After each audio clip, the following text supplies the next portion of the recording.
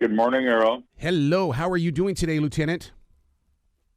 I'm very well, thank you. And you? Fantastic. I got to tell you how proud I am of you, of Homicide Hunter, because when we were watching this in the early stages of it, I was always at the end going, I'm not done yet.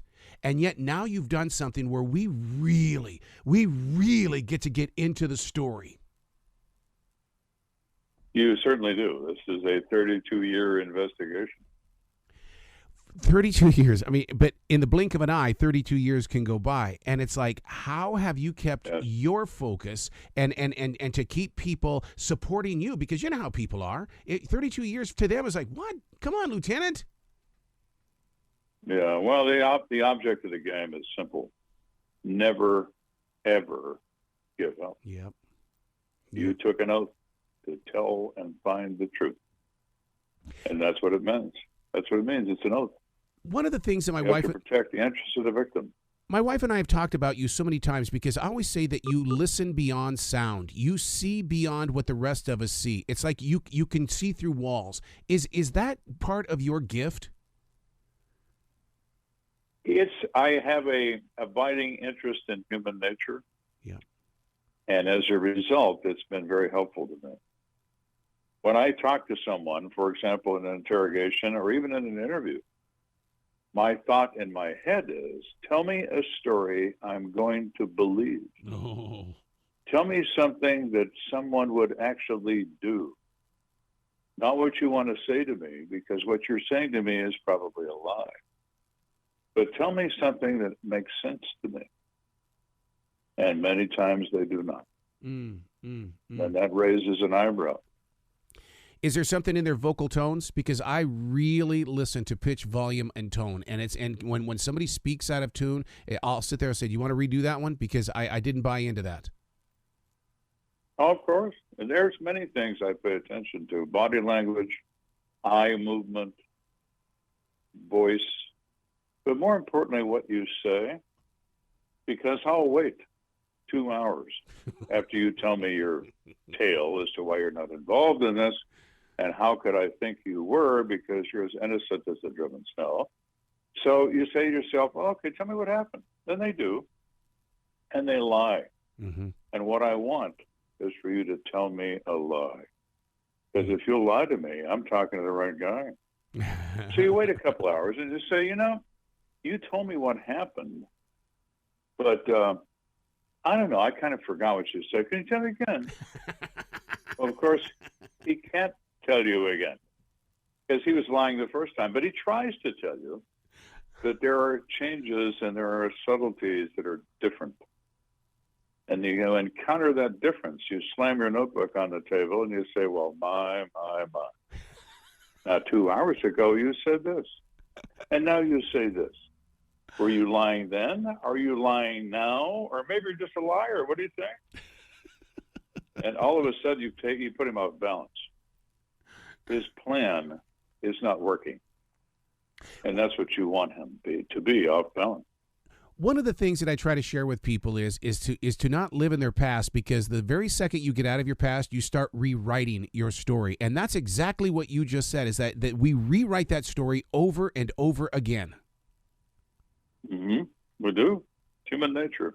Wow. Humans are predictable. They don't like to think they are, but they are. We're only 15 minutes out of a tree. We just wear nicer clothes. And we remain the most dangerous animal on this planet. I agree. Animals kill for need.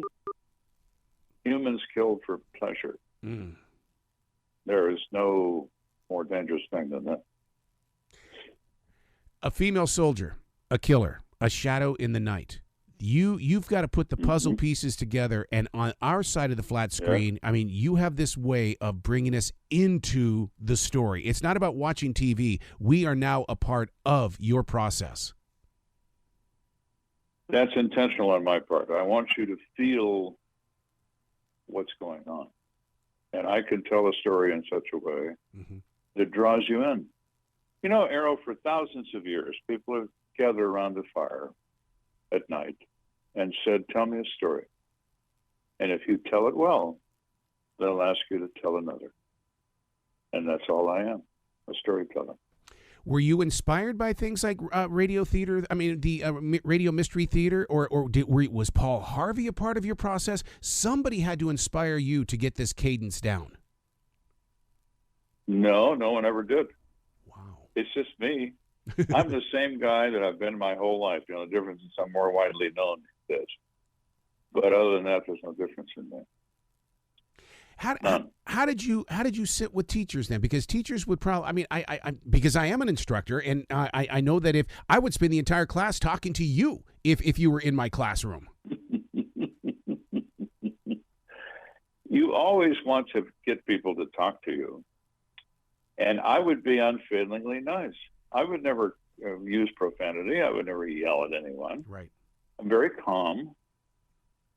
Let's talk about this. Let's take those handcuffs off. We probably don't need those, do we? Oh no, we don't need those. Okay, let's take them off.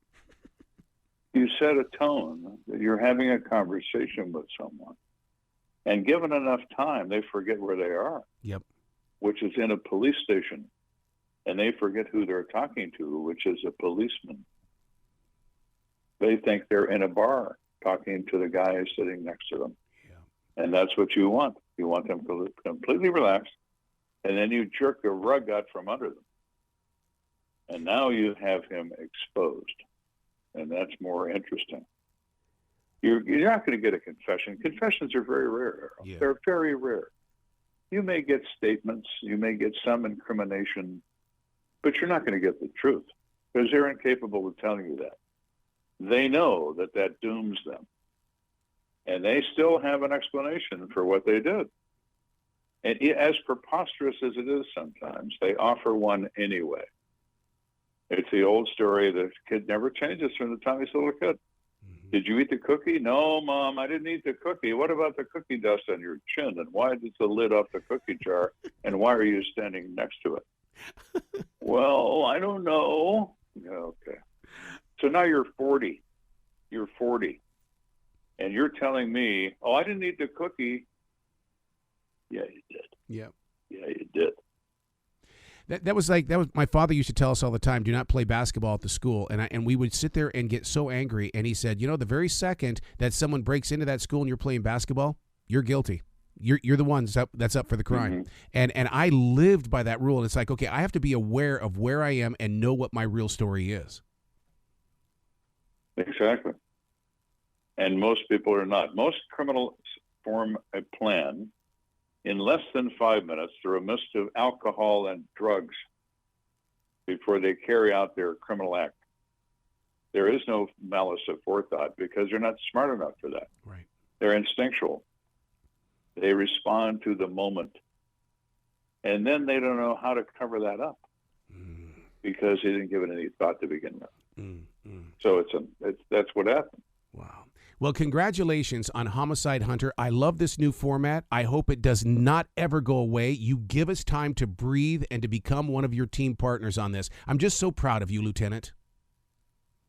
Well, thank you very much. Thank you. It's a very nice thing to say. Please come back to this show anytime in the future. The door is always going to be open for you. Of course. Thanks for having me.